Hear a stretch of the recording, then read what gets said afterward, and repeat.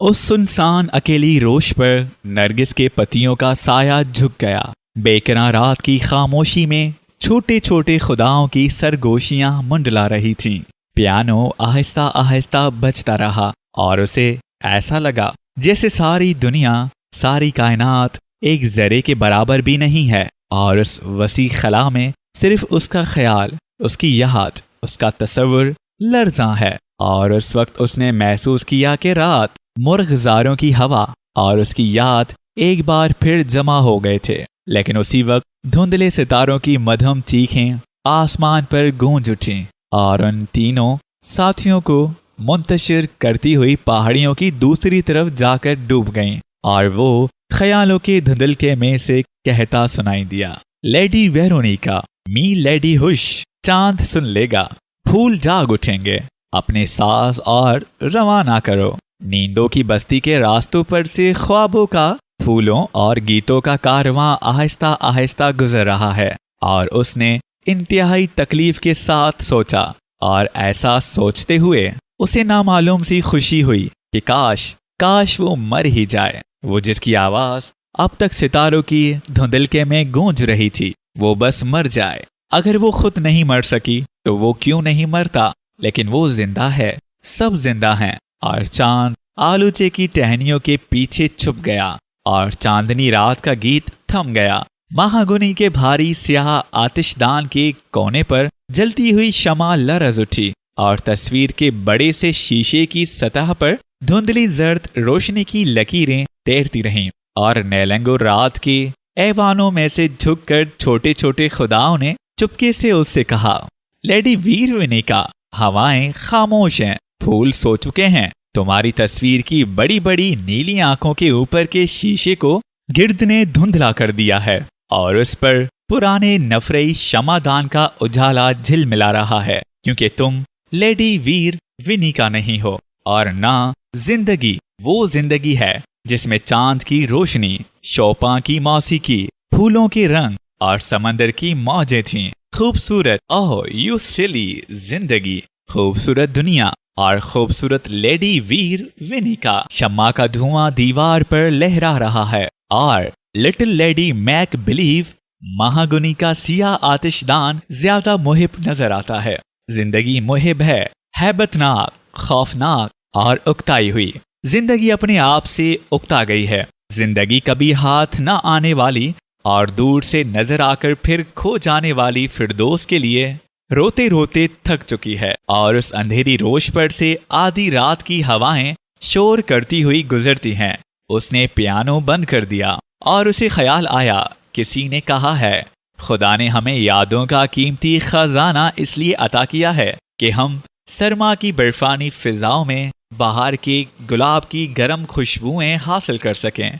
ये यादें, उसने महसूस किया कि यादों की इस फरवावानी ने उसे थका दिया है। फिर भी वो यादें और अहमकाना ख्वाहिशें आग की सी तेजी के साथ जल रही हैं और हवा के एक तेज झोंके से लेडी वीर विनिका की तस्वीर के नीचे लर्ज़ां शमा यक लख्त भड़क कर बुझ गई और मौसीकी की किताब के चंद वर्क मुंतशिर होकर पियानो से नीचे गिर पड़े।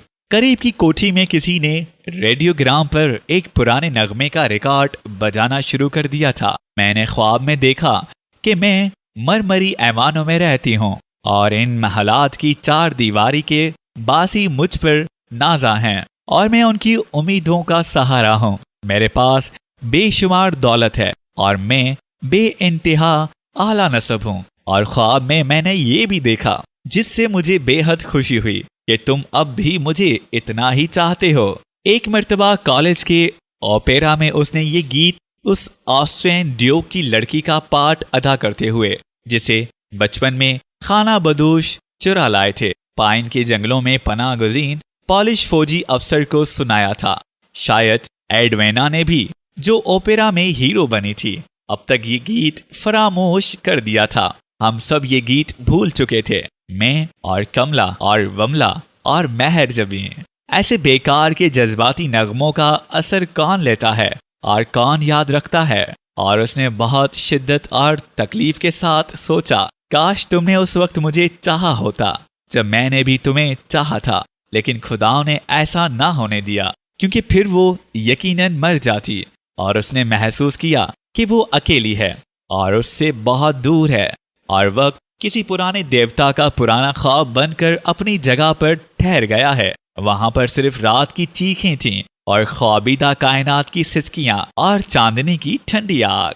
وہ ریلنگ کے سہارے برآمدے کی ٹھنڈی فرش پر لیٹی رہی، اور اسے ایسا لگا جیسے اس کے چاروں طرف شبنمی راہیں پھیلی ہوئی تھیں، اور ان راہوں کے کنارے، ان راستوں کی منزلوں پر ہم سب وہاں موجود تھے، اس کے منتظر تھے، لیکن وہ ہم کو پیچھے چھوڑ آئی تھی۔ اور پھر یہ سب کچھ سوچتے سوچتے نیلوفر سو گئی، اور فضاؤں میں ہوا کے راگ اور خدا کی سرگوشیاں بند ہو گئیں۔ کس قدر جلد ہی سب مذاق ختم ہو گئے۔ ایک تصویر کو آخری ٹچ دیتے ہوئے مجھے خیال آیا، زندگی کا نیا چاند کہکہوں، آنسوؤں اور خوابوں کی حدوں سے دور شفق کے جزیروں پر کبھی طلوع نہیں ہوتا، اور ہم اس کے انتظار میں تھک کر سو جاتے ہیں، اور پھر رات آتی ہے، اور رات کی خاموشی، اور پھر موت، عشق کی موت، لیکن پھر بھی ہم زندگی کو دلچسپ اور زندہ رہنے کے قابل سمجھنے کے لیے مجبور ہیں۔ یہ چھوٹی چھوٹی باتیں، ریوپرٹ برو کی نظمیں، مہاراج ٹرین ترڈز کی کلاسیکل موسیقی، والز کے نغمے، جیمز میسن کے فلم، یہ ٹوٹی پھوٹی احمق چیزیں، زندہ رہنے کی یہ بے وقوفی۔ زندگی بہت ہی مضحکہ خیز چیز ہے نا؟ اس میں کوئی پلاٹ نہیں، کوئی تک نہیں، بہت سی باتیں ہیں، ایک کے بعد ایک لگاتار بس ہوتی چلی جاتی ہیں، جن کا آپس میں کوئی منطقی ربط تلاش نہیں کیا جا سکتا، جن کا پہلے سے کچھ پتہ نہیں ہوتا اور نہ بعد میں پتہ چلتا ہے کہ ایسا کیوں ہوا۔ جی ہاں، زندگی مضحکہ خیز ہے، اور اس وقت چائنا پلیٹ میں رنگوں کو ملاتے ہوئے مجھے احساس ہوا کہ میری اور کملا کی ساری منطق اور فلسفہ ترازیاں یہاں پہنچ کر بالکل ناکام ثابت ہوئیں، کیونکہ باہر کی ایک نارنجی سہ پہر کو کالج کے سوئمنگ پول کے مرمری فرش پر کوہنیوں کے بل لیٹے لیٹے ہم نے اچانک یہ محسوس کیا کہ نیلوفر کی نیلی آنکھوں میں اداسی کی لہریں تیرنے لگی ہیں، اور اکنامکس پڑھنے کی کوشش ملتوی کر کے چاروں طرف جھکے ہوئے آم کے درختوں کے پرے دیکھتے ہوئے ڈورس نے دفعتاً ایک سوال کیا۔ اس کو دیکھا، سب نے ایک ساتھ جواب دیا، پھر خاموشی چھا گئی۔ واش آؤٹ ہے بالکل، نیلوفر نے بے تعلقی سے رائے ظاہر کی۔ اینی کے سامنے کچھ مت کہو، اس کو اپنے اس بھائی پر بہت فخر ہے۔ سعیدہ نے کہا، خیر بھائی، وہ ہرگز نہیں بگڑے گی، واش آؤٹ تو وہ بالکل نہیں ہے، مگر جناب وہ اپنے بھائیوں کا پروپیگنڈا قطعی نہیں کرتی ہے، بلکہ اس نے تو بہت انکساری اور خاکساری سے اور بالکل یوں ہی تذکرہ کیا تھا کہ اور تو اور زبیدہ عثمانی تک اس کے تازہ وارد بھائی سے فلرٹ کرنے کی فکر میں ہیں۔ ڈورس آئینی سیڑھیوں پر بیٹھتے ہوئے بولی، اور اسی طرح دیر تک ان نئے انکشافات کے متعلق باتیں ہوتی رہیں، اور جب پھولوں کا موسم گزر کر نیلے بادلوں اور پھوراؤں کا زمانہ آیا، جب دوپہر اور سپہر کے وقت قہوہ خانوں میں انتہائی چہل پہل اور رونق ہوتی ہے، تو کالج میں اچھا خاصا سنسنی خیز تہلکا مچ گیا۔ فرخندہ آج بھی وہ قہوہ خانہ کر رہا تھا، اور اکثر سیاہ چشمہ لگاتا ہے، چگت کہیں کا، شو آف میں سخت، کیونکہ سیاہ چشموں سے زیادہ خوبصورت نظر آ سکتا ہے، اور ایک فائدہ یہ بھی ہے کہ ہال کے بیچ کی نشستوں پر بیٹھ کر گوگلز کے ذریعے آپ سب کو اچھی طرح دیکھ سکتے ہیں، لیکن یہ کسی کو نہیں معلوم ہو سکتا کہ آپ کی نظریں کس کس طرف ہیں، مگر بھائی بے حد شاندار ہے، اور اتراتا کس قدر ہے، آخر ہے کون یہ؟ اور میں نے شرارتاً یوں ہی بے خیالی میں کہہ دیا، وہ ہے نیلوفر کا فیانسے۔ اور سارے کالج میں جانے کس طرح آپ یہ خبر مشہور ہو گئی کہ نیلوفر کی شادی امتحانات کے فوراً بعد ہو جائے گی، اور اس کا فیانسی آج کل لکھنؤ میں ہے۔ اور جانے کس طرح نیلوفر نے یہ سوچ لیا، جانے کیا کیا سوچ لیا۔ اور سعیدہ نے کہا، بھائی نیلوفر اپنی ساری آئیڈیالزم تہہ کر کے رکھ دو، بہترین پتنگ ہے، خوبصورت، دلکش اور اعلیٰ عہدے پر، اور تمہاری ہی دوست کا کزن بھی ہے۔ نیلوفر نے ایک دفعہ کہا تھا کہ وہ بچپن میں پورٹ بلیئر میں ہم لوگوں کے ساتھ رہ چکا ہے۔ میں نے اور کملا نے دماغ پر بہت زور ڈالا لیکن قطعی یاد نہیں آیا. اور پھر ڈارس نے کہا کہ بھائی وہ تمہارے بچپن کے جاننے وہ اپنے مخصوص اینگلو انڈین انداز کو اہیڈ سسٹر والے بھی نکل آئے ہیں. میں بولی اور نیلوفر فوراً رو پڑنے میں آمادہ ہو گئی. بچپن کے جاننے والے کیا تمہارے نہیں ہیں؟ اینی کے تو کزن ہیں. ہوں گے بھائی، ہم کو تو بالکل یاد نہیں. پورٹ بلیئر کا زمانہ گزرے اتنا عرصہ ہو گیا. اگر ہمیں پہلے نہ معلوم ہوتا کہ تم کنیٹ سے ITR ہی ہو تو ہم تم کو بھی نہ پہچان سکتے. وملا نے کہا. اور ہمارے ٹیلی فون کی گھنٹیاں زیادہ تیزی سے بجنے لگیں. جب تک مسعود بھیا کو الگ کوٹھی نہیں ملی وہ ہمارے یہاں ہی رہے. اور ہماری ایک دوست کی دوست زبیدہ عثمانی نے جو MA اور لاء کے امتحان دیا کرتی تھی اب براہ راست میری دوست بن جانا ازحد مناسب سمجھا. وہ 2 دن میں 8 بار فون کرتی ہیں. نوکروں سے کہہ دیا گیا تھا کہ جب ان کا فون آئے تو کہہ دینا کوئی گھر پر نہیں ہے. اور اس شام نیلوفر قانون کی کلاس کے بعد ہاسٹل جانے کے بجائے سیدھی ہمارے یہاں آ گئی. لان پر درختوں کے اندھیرے میں سب گھر والے جمع تھے. اس نے پھاٹک سے ہی دیکھ لیا کہ ایک شاندار نیلی سپورٹس کار برساتی میں کھڑی ہے. سبزے پر پہنچ کر سروں کے درختوں سے چھنتی ہوئی روشنی میں اس نے غور سے دیکھا کہ سوائے کنور مہندر سنگھ اور ایک صاحب کے باہر کا آدمی کوئی نہ تھا. اس نے سوچا شاید کنور صاحب نے اپنی کار تبدیل کر لی ہے. وکیل صاحب آ گئے بھائی. نیلوفر تھکی تھکائی ممی کے قریب آرام کرسی پر بیٹھ گئی. ہلو وکیل صاحب، کنور مہندر نے دوبارہ کہا. اوہو، آپ کب آئے مہندر بھائی؟ نیلوفر نے چونک کر کہا. شکر کہ بیرسٹر صاحب کو یاد تو آیا کہ اس خاکسار کو مہندر کہتے ہیں اور میں مسعود جاوید ہوں. مہندر کے ساتھی نے کھڑے ہو کر اس وثوق اور خود اعتمادی کے ساتھ اپنا تعارف کرایا جیسے دنیا میں صرف ایک وہی مسعود جاوید ہو سکتے ہیں، کوئی بہت ہی اہم اور مشہور ہستی. نیلوفر نے کچھ سوچتے ہوئے کہا. ہاں، اطراحت کی انتہا. رات کا وقت ہے ورنہ گوگلز اس وقت بھی موجود ہوتے. کھانے کا انتظام کروا کے تھوڑی دیر بعد میں باہر آ گئی. بھائی جان بھی شام کی شفٹ ختم کر کے پائنر کے دفتر سے واپس آ گئے تھے. چاند سروں کے درختوں کے پیچھے سے طلوع ہو چکا تھا. کھانے کے وقت تک کے لیے ہم سب مس عثمانی کے فون کی باتیں کرتے ہوئے باہر خاموش سڑک پر ٹہلنے لگے. کنور مہندر نے کہا. مسعود کو اب تک لکھنؤ کی تاریخی عمارتوں کی سیر نہیں کرائی گئی. اگر اگلے مہینے اس کا یہاں سے بھی تبادلہ ہو گیا تو وہ کچھ نہیں دیکھ پائے گا. میں نے بے حد سنجیدگی سے انہیں بتایا. لکھنؤ کے سب سے زیادہ تاریخی اور اہم ترین مقامات صرف 3 ہیں. 21 فیض آباد روڈ، 3 فیض آباد روڈ جہاں کملا رہتی ہے، اور ہمارے کالج کا لیڈی مہاراج سنگھ سوئمنگ پول جس کی خشک تہ میں جمع ہو کر ہمارے اسکینڈل مانگرنگ کلب کی میٹنگ ہوتی ہے. اتنے میں گومتی کے قریب والی سڑک پر سے انوری بیگم اور قمر الاسلام آتے دکھائی دیے. دیکھو مسعود بھیا، اسے مون لائٹ سیرنٹ کہتے ہیں. میں نے ایک مستعد گائیڈ کی طرح سمجھایا. کنور مہندر بھائی جان اور مسعود بھیا نے اپنی خوبصورت یونانی قسم کی ناکیں سکیڑ کر گویا کچھ سونگھنے کی کوشش کی. مسعود بھیا نے کچھ سوچتے ہوئے کہا. اور تمہارے یہاں ڈونکی سیرنٹ کیسا ہوتا ہے؟ بڑا زبردست کہکا پڑا. ہم ٹہلتے ہوئے ریلوے کراسنگ تک چلے گئے. وہاں تاروں پر بیٹھتے ہوئے مسعود بھیا کو دفعتاً جیسے کچھ یاد آ گیا ہو اور انہوں نے آہستہ سے کہا. Lady Veronica. نیلوفر چونک پڑی اور پھر ہم سب کو دور ریلوے لائن کے اس پار گنے کے کھیتوں کے اوپر جھکے ہوئے چاند کے اجالے میں یاد آیا. پورٹ بلیئر میں ایک بار وملا کی سالگرہ کی فینسی ڈریس بال روم میں نیلوفر 18ویں صدی کی ایک مغربی شہزادی بنی تھی. لیڈی ویرونیکا می لیڈی، اور ڈھیروں جھالروں اور ریتوں والے وزنی لباس میں چھپی ہوئی اپنی بڑی بڑی نیلی آنکھیں جھپکا کر شاہانہ وقار سے اپنی پنکھیاں ہلاتے ہوئے کہا تھا.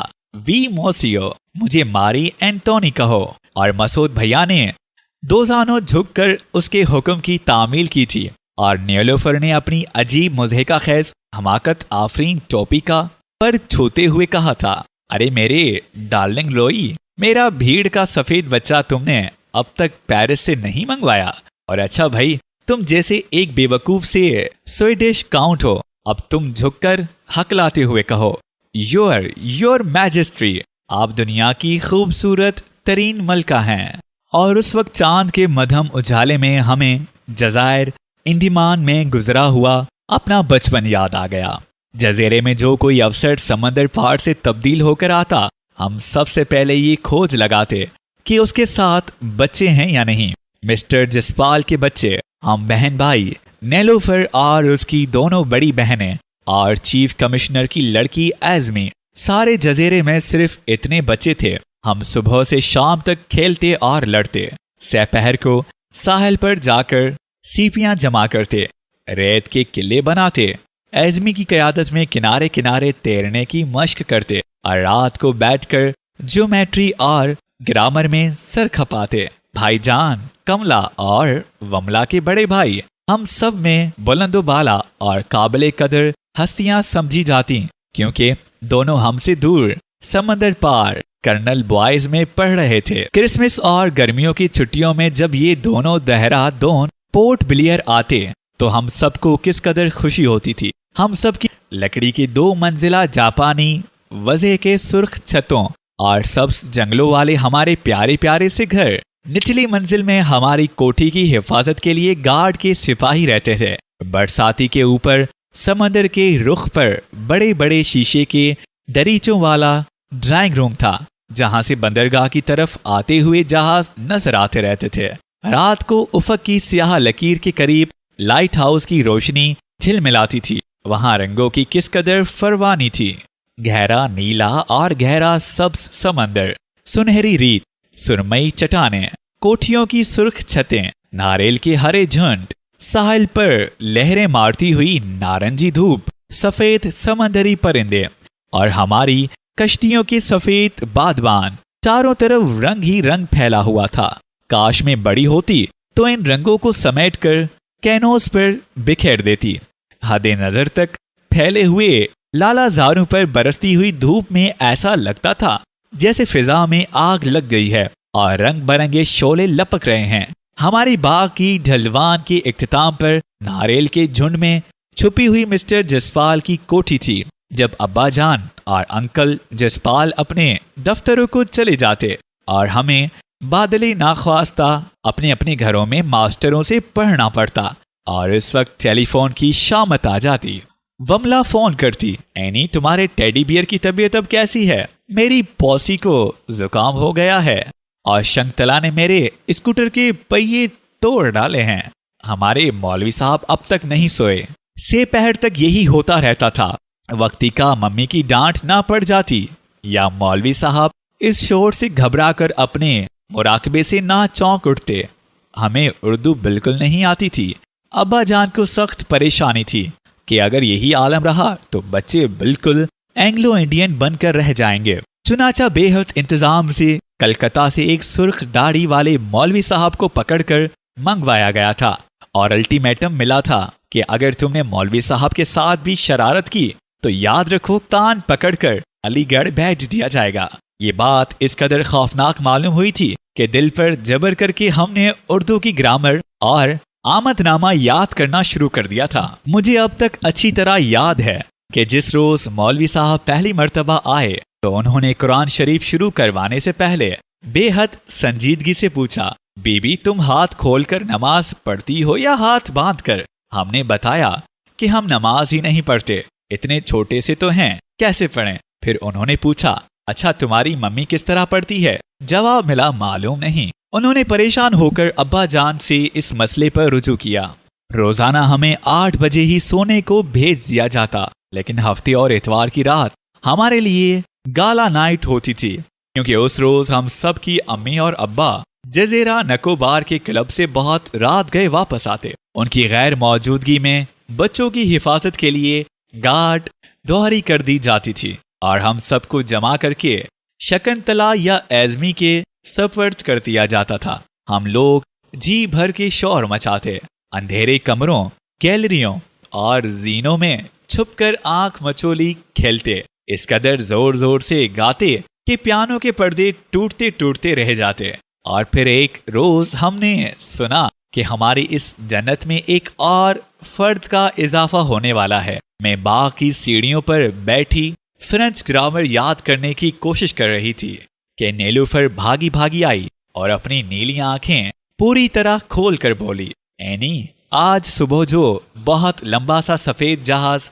सिंगापुर से आया है उसमें से एक कर्नल साहब उतरे हैं। उनकी बीवी अंग्रेज हैं और 2 बच्चे हैं और वो सब इस वक्त अंकल जसपाल के यहाँ चाय पी रहे हैं। मैंने किताब वहीं सीढ़ियों पर छोड़ दी और हम दोनों बाग के नसीब का फैसला फलांगते हुए अंकल जसपाल के यहाँ पहुंचे। हमें आता देखकर कमला उसी रफ्तार से दौड़ती हुई बरामदे के सब्ज जंगले पर से कूदकर हमारी तरफ भागी। हमारे 2 साथी और आ गए। दोनों पूरी तरह शैतान हैं और वो कह रहे हैं कि स्केटिंग और तैरने के मुकाबले में वो हमको हरा देंगे। लेकिन कमा, उनके डैडी भी दुम वाला कोट पहनते हैं ना, यानी टेल कोट।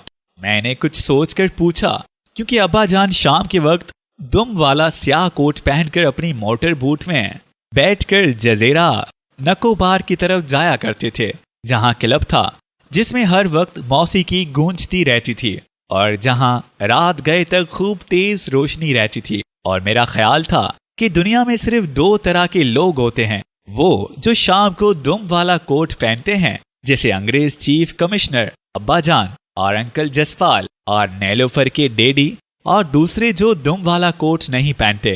क्यों नहीं पहनते, ये सवाल मेरे दिमाग में नहीं आ सका था, और ना ये कि इन दूसरे किस्म के लोगों के बच्चों के साथ खेलने की हमें इजाजत क्यों नहीं मिलती। और उन दोनों बच्चों की वजह से हमारी जिंदगी ज्यादा दिलचस्प बन गई।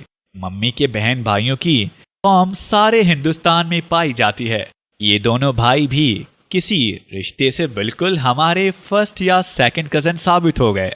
उनकी मम्मी यानी हमारी खाला का इंतकाल हो चुका था और उनके डैडी ने एक अंग्रेज खातून से शादी कर ली थी, और चूंकि वो मम्मी के भांजे थे लिहाजा वो उनकी निगहदाश्त और खातिर मदारात की खुद ही इंचार्ज मुकर्रर हो गई। वो जितनी भी शरारतें करें और हमें तंग करें सब बजा और रवा था, क्योंकि दुखिया बिन माँ के बच्चे हैं। मसूद भैया हम सब और हमारे समंदर पार वाले भाइयों से भी उम्र में बड़े थे। बेक वक्त बेहद संजीदा और बेहद शरीर हरकत करते थे और हम अपनी आफियत इसी में समझते। बॉक्स बात में हम सबको थे कि उनका हर हुक्म चुपके से मान लें।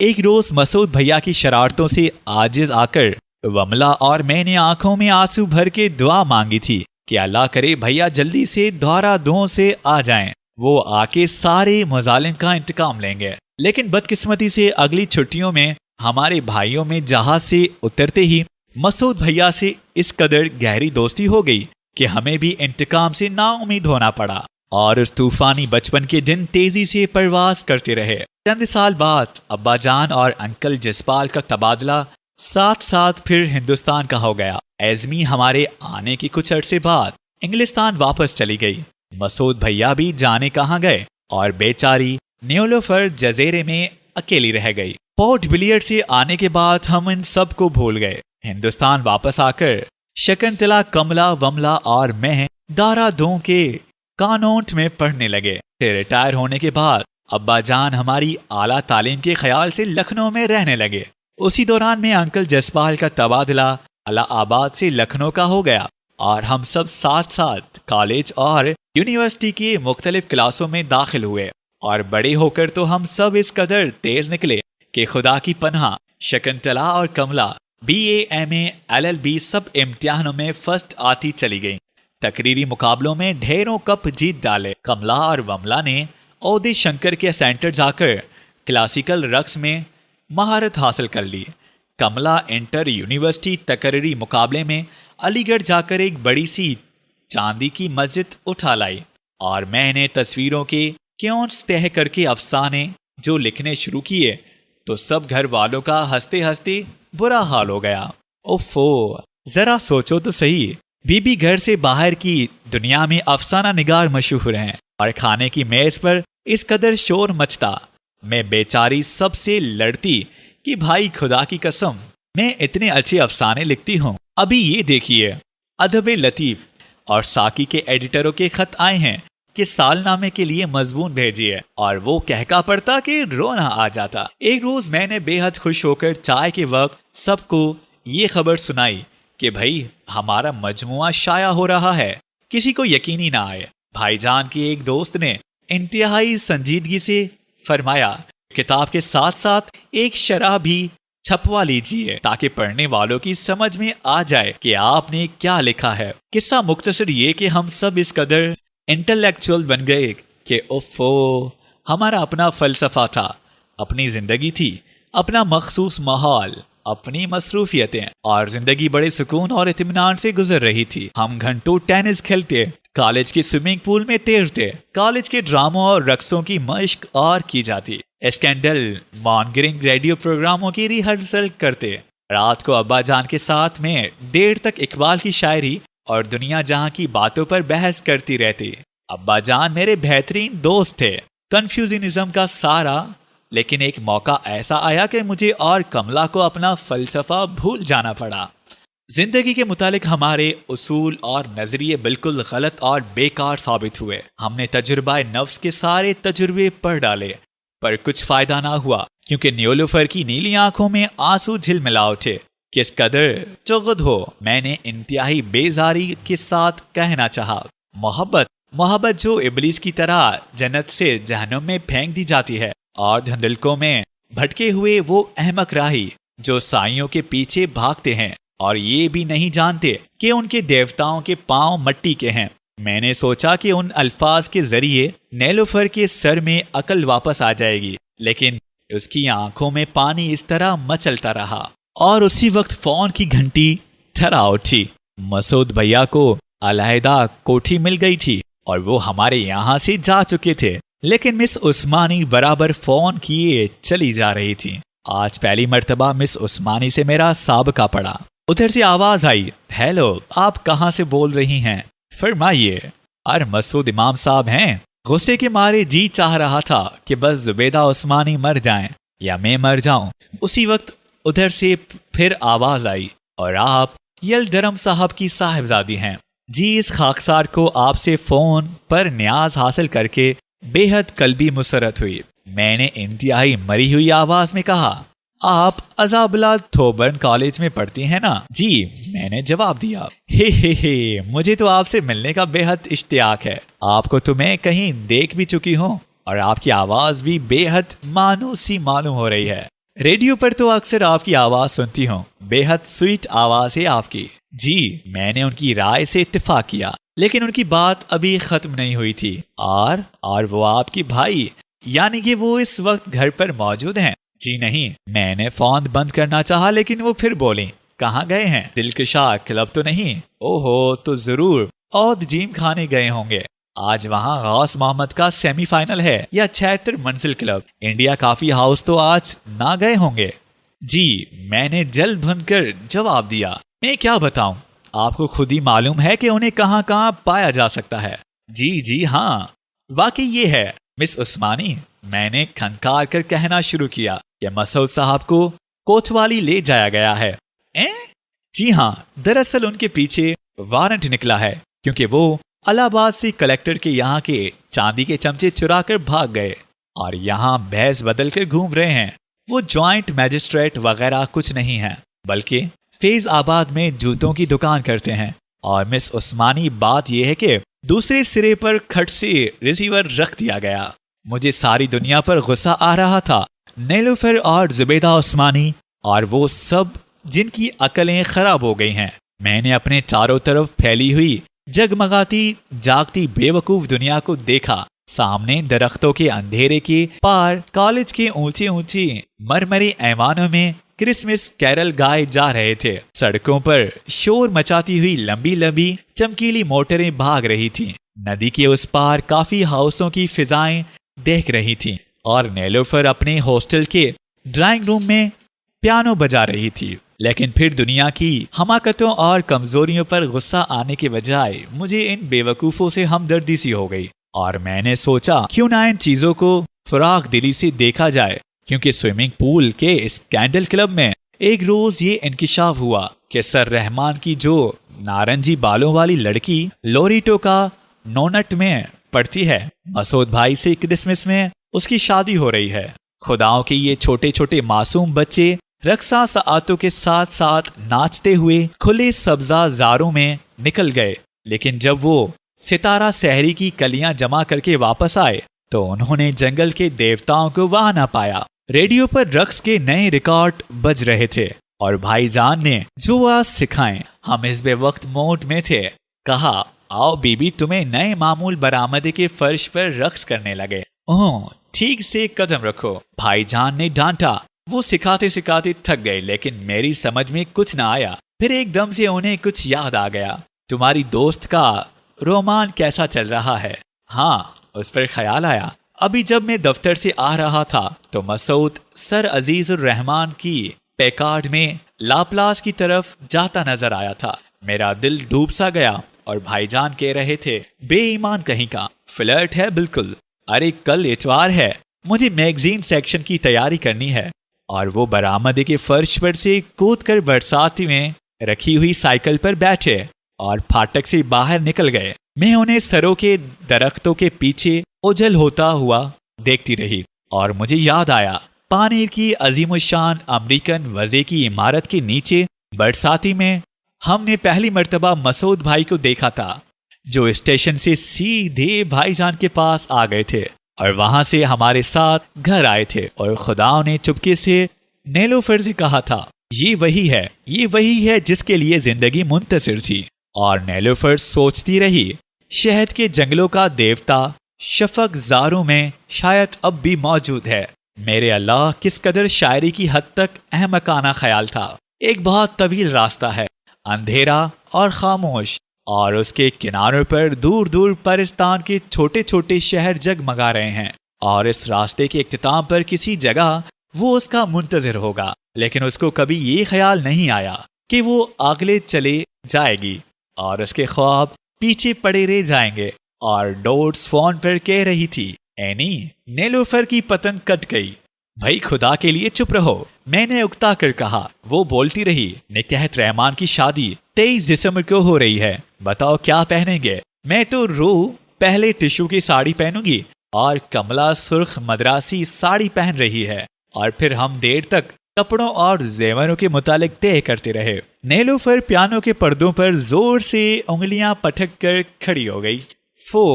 تم یہی کہو گی نا کہ کیا حماقت ہے؟ تمہارا یہ فلسفہ کہ دنیا کی ہر بات حماقت ہے، سب سے زیادہ عقل مند بس آپ ہی ہیں۔ میں تھک گئی ہوں اس فلسفے سے تمہارے۔ یہ تو ہے، میں نے کہا، ایک بزرگوار کا جنہیں آپ نے کہیں بچپن میں دیکھا تھا، اپنے خیالوں میں آپ نے ایک انتہائی رومانٹک کردار بنا لیا، اور اب ان کی شادی آپ سے نہیں بلکہ کسی اور لڑکی سے ہو رہی ہے، یعنی ایک بہت ہی میٹر آف فیکٹ واقعہ۔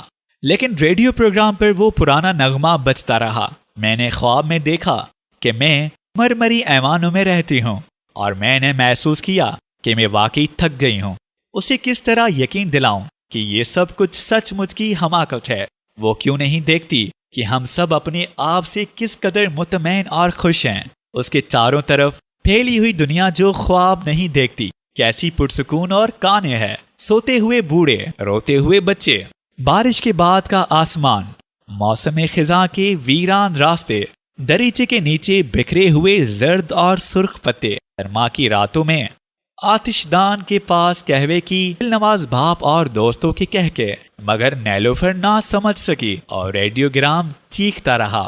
پھر مجھے ریورٹ بروک کی ایک نظم یاد آ گئی۔ خداؤں سے انتقام لینے کے لیے وہ ان کے آتشیں تخت کے قریب گیا، لیکن وہاں پہنچ کر اس نے دیکھا کہ جنت کے سارے ایوان خالی پڑے ہیں، اور فضاؤں میں صرف ایک آواز باز گشت کی گونج تیر رہی تھی، اور بارگاہ خداوندی میں گھاس اگائی تھی، اور خالی تخت کے چاروں طرف ہوا کا ایک بھولا بھٹکا جھونکا کاہلی سے منڈلا رہا تھا، جس سے ایوانوں کے پردے آہستہ آہستہ ہل رہے تھے، اور ہوا کے اس جھونکے نے مرے ہوئے خداؤں کی خاکستر خلائے بے کرام میں منتشر کر دی تھی۔ کتنی جلدی یہ سب کچھ ختم ہو گیا، اور جب سرما کی اس جگمگاتی ہوئی شام کے اختتام پر شادی کے 8 ہوم کے بعد ہم لاپلاس سے واپس آ رہے تھے تو دفعتاً میں نے محسوس کیا کہ زندگی کے راستوں کی کندیلیں بجھ گئی ہیں اور ستارے دھندلے پڑ گئے ہیں اور وہ واقعی اکیلی رہ گئی ہے،